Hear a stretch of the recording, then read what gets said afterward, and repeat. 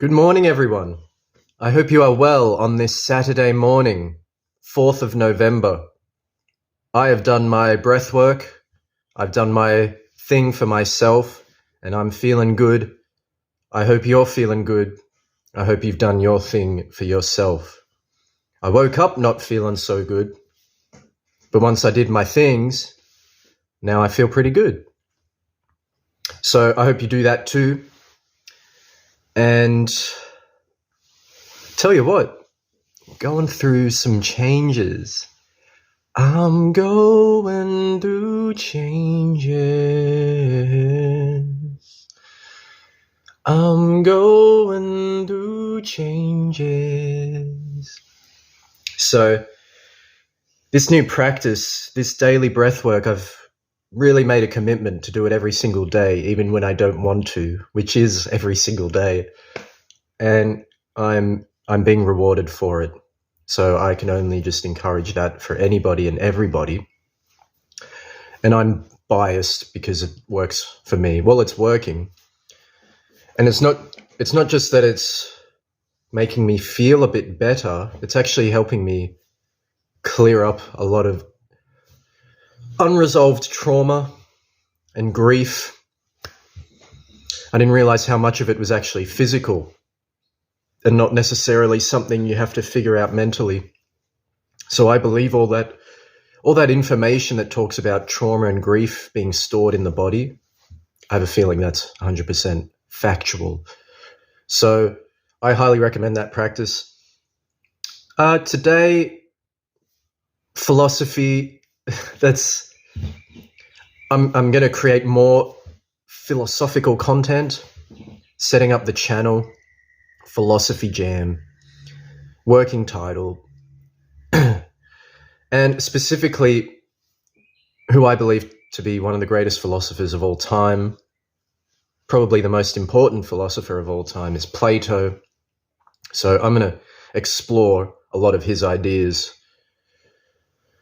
a lot of Platonism, because it is super relevant for our time. I'm going to demonstrate how that is. I have a tendency to go, I'm gonna, instead of saying I'm going to. So I'm watching myself. I'm gonna fix that.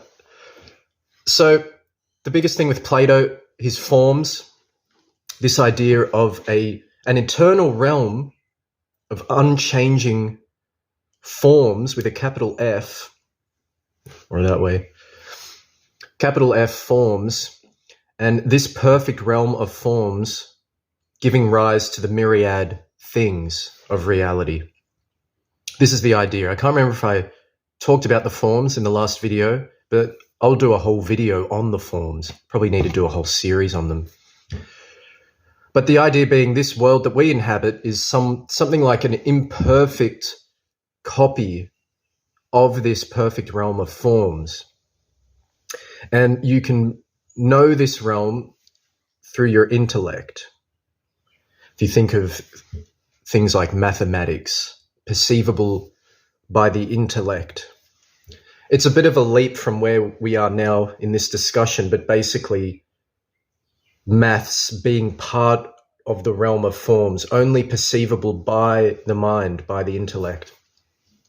And forms don't just have to be concrete things, as we've just illustrated or demonstrated with maths, as we just described or pointed out. It doesn't just have to be concrete things. It can be abstract things like beauty, justice, and truth. Capital B for beauty, capital T for truth, capital J for justice. So the biggest form relevant to us right now in this world is the form of justice with a capital J. We need to have a big discussion of what justice even means, what it is. This is what Socrates talked about. He would walk around the town square of Athens and ask people, what is justice? And they'd give their answer. And he'd basically say, how do you know that? How do you know that? What about this? What about that? Until the citizen realized, oh, I don't actually know as much about justice as I thought I did. This doesn't feel too good. And so eventually Socrates was killed.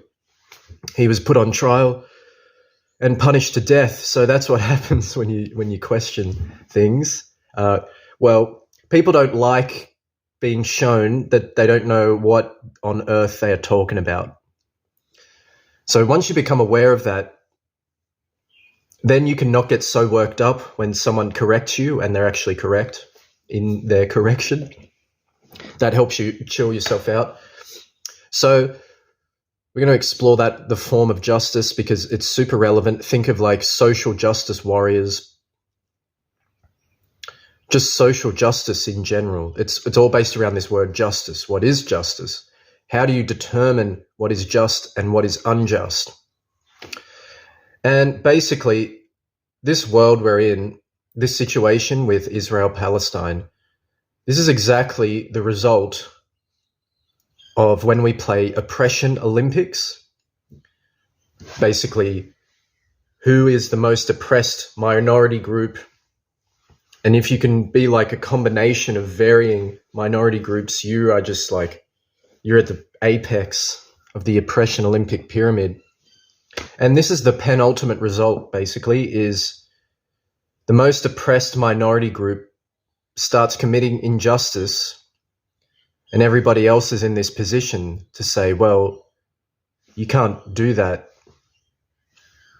But they have a deep sense of entitlement that's been unchecked for so long because we granted them this worship level status.